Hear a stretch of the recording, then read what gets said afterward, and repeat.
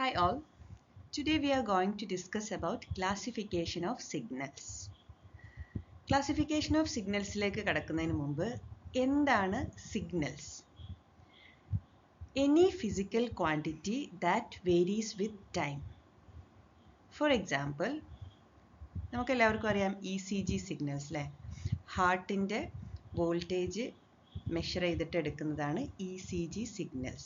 So that is a voltage varying with time.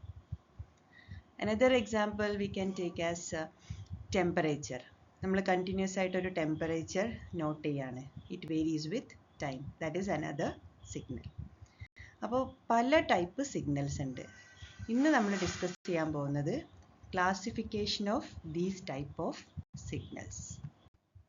Generally, the signals are classified into continuous time signals, discrete time signals, then deterministic and random signals, periodic signal and aperiodic signals, even signals and odd signals, energy signals and power signals, causal signals and non-causal signals. ഇത് ഓരോന്നായിട്ട് നമുക്ക് detailed ആയിട്ട് discuss ചെയ്യാം. Continuous time signal എന്ന് പറഞ്ഞു കഴിഞ്ഞാൽ ആ പേര് പോലെ തന്നെ signals R defined for all values of T. അതേസമയം ഡിസ്ക്രീറ്റ് ടൈം സിഗ്നൽ എന്ന് പറയുമ്പോൾ ഡിസ്ക്രീറ്റ് ഇൻസ്റ്റന്റ് ഓഫ് ടൈമിൽ മാത്രമാണ് സിഗ്നൽസ് ഉണ്ടാവുന്നത്. ഇനി നെക്സ്റ്റ് കാറ്റഗറി എന്ന് പറയുന്നത് ഡിറ്റർമിനിസ്റ്റിക് ആൻഡ് റാൻഡം. ഡിറ്റർമിനിസ്റ്റിക് എന്ന് പറഞ്ഞു കഴിഞ്ഞാൽ it does not exhibit any uncertainty. നമ്മൾ ഏതൊരു പോയിന്റിലത്തെയും വാല്യൂ നമുക്കൊരു മാത്തമാറ്റിക്കൽ ഇക്വേഷൻ വെച്ചിട്ട് ഡിസ്ക്രൈബ് ചെയ്യാൻ പറ്റും. ഇവിടെ എക്സാമ്പിൾ ആയിട്ട് കൊടുത്തുള്ളത് നോക്കാം, ഒരു സൈൻ വേവ്. അപ്പോൾ അതിൽ ഏത് പോയിന്റിലും എത്രയാണ് വാല്യൂ നമുക്ക് ഡിറ്റർമിൻ ചെയ്യാൻ പറ്റും. അതേസമയം റാൻഡം സിഗ്നൽ എന്ന് പറയുമ്പോൾ അൺസർട്ടനിറ്റി, നമുക്ക് ഏതാണ് ഒക്കർ ചെയ്യുന്നത് എന്നുള്ളത് ഒരു വാല്യൂ നമുക്ക് പ്രീ ഡിറ്റർമിൻ ചെയ്യാൻ കഴിയില്ല. അപ്പോൾ the signal that is characterized by uncertainty is called as random or stochastic signal. Next classification ആണ് periodic signal and aperiodic signal. Periodic സിഗ്നലിന് ഒരു സ്പെസിഫിക് ടൈം പീരീഡ് കഴിഞ്ഞാൽ ഒരു പാറ്റേൺ റിപ്പീറ്റ് ചെയ്യും. അത് നമ്മൾ മാത്തമാറ്റിക്കലി റെപ്രസെൻ്റ് ചെയ്യുന്നത് x of t equal to x of t plus n t. ഇവിടെ ക്യാപിറ്റൽ ടി എന്ന് പറയുന്നത് ഒരു ടൈം പീരീഡ്. അതേസമയം അപീരിയോഡിക് സിഗ്നലിൽ എന്തായിരിക്കും? It will does not repeat at regular interval of time.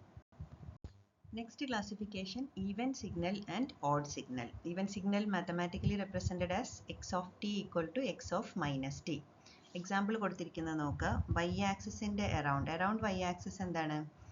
ഒരു മിറർ ഇമേജ് ആണ് ഈവൻ സിഗ്നലിൽ കിട്ടുക. അതേസമയം ഓഡ് സിഗ്നൽ എന്ന് പറയുന്നത് അല്ലെങ്കിൽ ആൻറ്റി സിമെട്രിക് സിഗ്നൽ എന്ന് പറയുന്നത് x of t equal to minus of x of minus t. ഒരു സൈൻ വേവ് അതിൻ്റെ എക്സാമ്പിളാണ്. അപ്പോൾ ഈവൻ സിഗ്നലിനെ നമ്മൾ സിമെട്രിക് സിഗ്നൽ എന്ന് പറയും, ഓഡ് സിഗ്നലിനെ ആൻറ്റി സിമെട്രിക് സിഗ്നൽ നിന്നാണ് വിളിക്കുന്നത്. ഈവൻ സിഗ്നലും ഓഡ് സിഗ്നലും കണ്ടുപിടിക്കാനുള്ള ഇക്വേഷൻസ് ആണ് ഇവിടെ കൊടുത്തിട്ടുള്ളത്.